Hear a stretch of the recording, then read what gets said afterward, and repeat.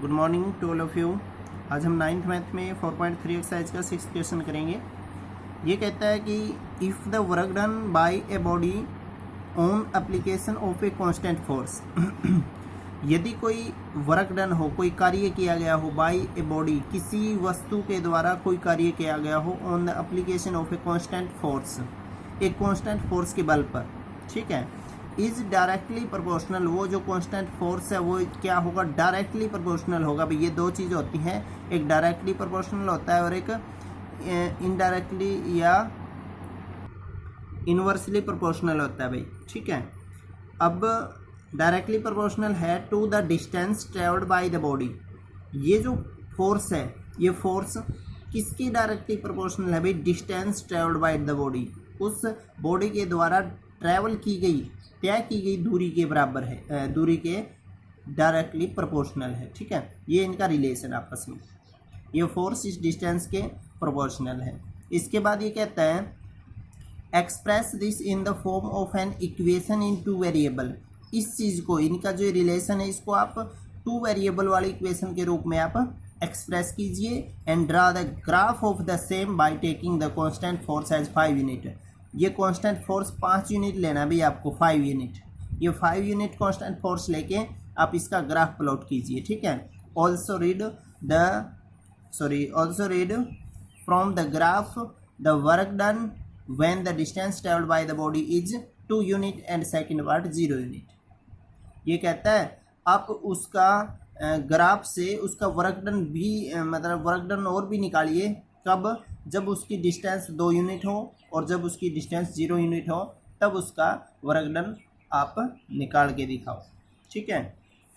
सबसे पहले तो जो रिलेशन है फर्स्ट 2 लाइंस में, इस रिलेशन को ओबे करके हम इक्वेशन बनाएंगे, फिर हम इनको निकालेंगे, ग्राफ बनाएंगे, सभी चीज़ें कैसे करें।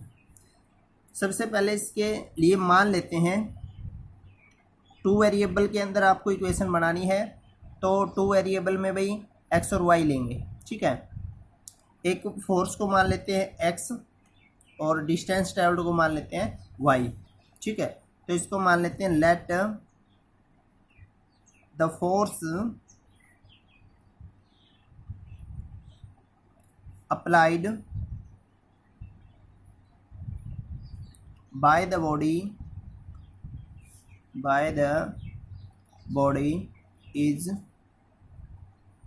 एक्स यूनिट, लिख सकते हो आप इसको, ठीक है। फोर्स हो गया आपका x and the distance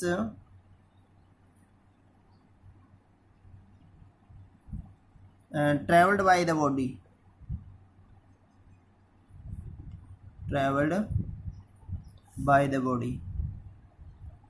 is y. Distance को क्या मान लेते हैं, वाई मान लेते हैं भाई, ठीक है। अब ये ऊपर क्या कहता था कि जो फोर्स है वो डायरेक्टली प्रोपोर्शनल है डिस्टेंस के। इसका मतलब अकॉर्डिंग टू क्वेश्चन, ये जो फोर्स है मान लेते हैं ये एक्स, ये डायरेक्टली प्रोपोर्शनल है किसके, distance travelled by the body, इसके, ठीक है। एक्स डायरेक्टली प्रोपोर्शनल हो गया वाई के, ये इसको आप वाई डायरेक्टली प्रोपोर्शनल, इसको आप यूं भी लिख सकते हो, एक ही बात है भाई। ये फोर्स इसके डायरेक्टली प्रोपोर्शनल है डिस्टेंस की, या डिस्टेंस फोर्स के डायरेक्टली प्रोपोर्शनल है, एक ही बात है दोनों, ठीक है। अब आप, ये एक फिजिक्स का भी क्वेश्चन है भैया इस प्रकार का।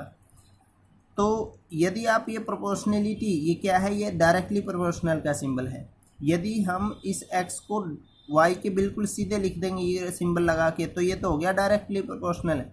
और यदि हम एक्स को ऐसे लिख दें 1/y, ये होता है इन्वर्सली प्रोपोर्शनल, ठीक है। ये क्या है, इन्वर्सली, और ये क्या है, डायरेक्टली, दो प्रोपोर्शनलिटी सिंबल होते हैं ये, ठीक है।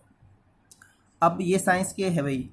अब इसके अंदर जब ये हम सिंबल हटाएंगे डायरेक्टली प्रोपोर्शनल का, तो एक कांस्टेंट आ जाएगा। कैसे, ये इसको ले लो, y की इक्वेशन है, जैसे इस सिंबल को हटाएंगे, ये इनको एक ही इक्वेशन है, y को लेफ्ट साइड ले लो, x को राइट साइड ले लो, इक्वेशन ऐसी ही अच्छी लगेगी, ठीक है।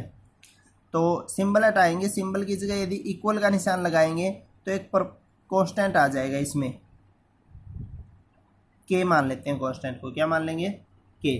देखो जब हम इस सिंबल को हटाते हैं बीच में से तो इस सिंबल की जगह इक्वल आएगा यदि, तो एक कांस्टेंट के आ जाएगा यहाँ पे। ठीक है, ये साइंस की चीज़ है भाई, फिजिक्स की रूल होता है ये। इसके बाद इस के की वैल्यू अपने पास गिवन है। ये के क्या है? कांस्टेंट है। क्या है ये? के इज कांस्टेंट। ठीक है, और इस कांस्टेंट की वैल्यू अपने पास गिवन है, कितनी है? 5 यूनिट। के की वैल्यू कितनी है भाई? 5 यूनिट। ये अपने पास गिवन है। ठीक है, इस के की वैल्यू इसके अंदर रखो तो y इक्वल टू कितना आ गया भाई? 5x। कितना आ गया? 5x। इक्वेशन आ गई फर्स्ट।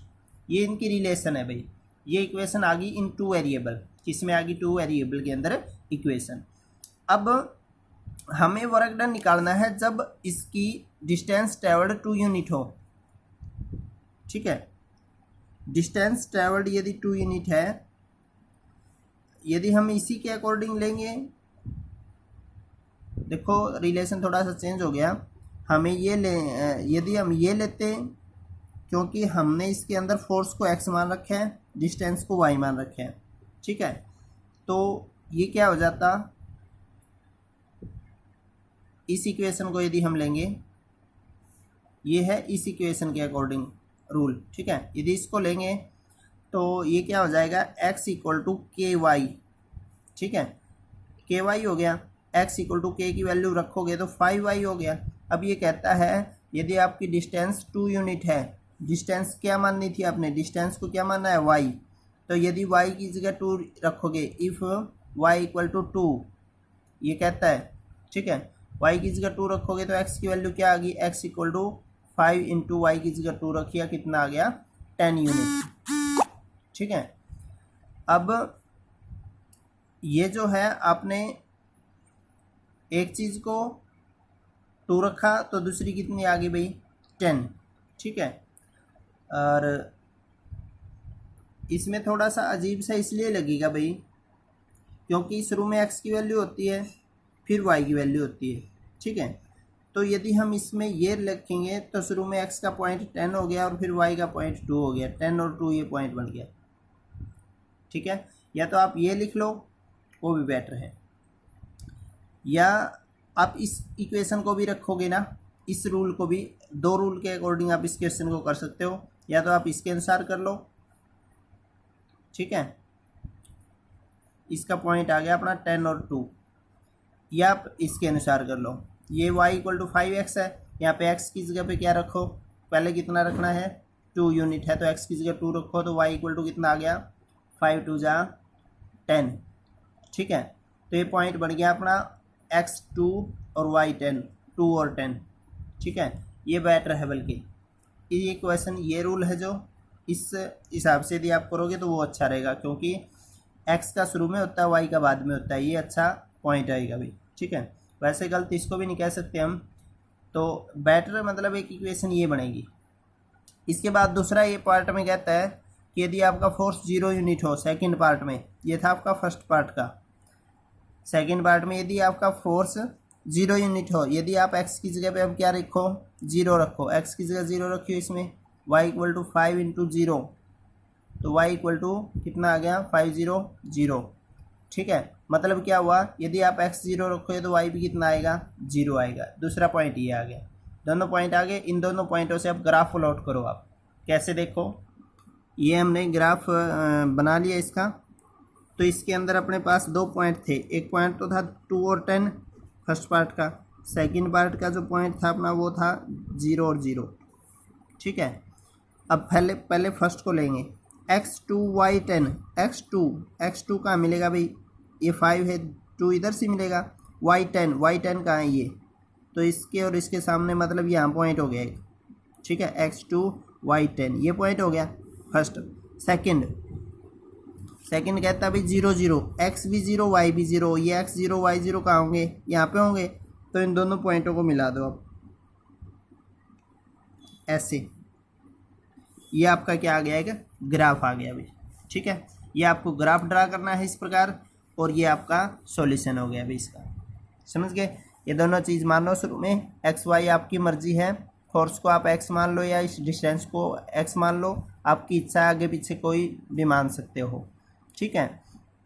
फिर ये एक्स वाई मानने के बाद दोनों प्रोपोर्शनल होगी, इसको ये लिख सकते हो या ये लिख सकते हो, कोई एक चीज़, ठीक है। आप इसको इस वे से कर लो, इस इक्वेशन के हिसाब से करोगे तो इसका ये तरीका है, और इस इक्वेशन के हिसाब से करोगे तो इसका ये तरीका है भाई, ठीक है। दोनों तरीकों से 2 पॉइंट आएंगे, जैसे ये आगे, इन दोनों पॉइंटों से ग्राफ प्लॉट करना है आपको, ठीक है। तो एक ही रूल काफ़ी है, आपको जो अच्छा लगे उसके अनुसार करो, ठीक है। तो आज यही कीजिए, बाकी कल करेंगे। अपना चैनल शेयर सब्सक्राइब करते रहे। Thank you very much.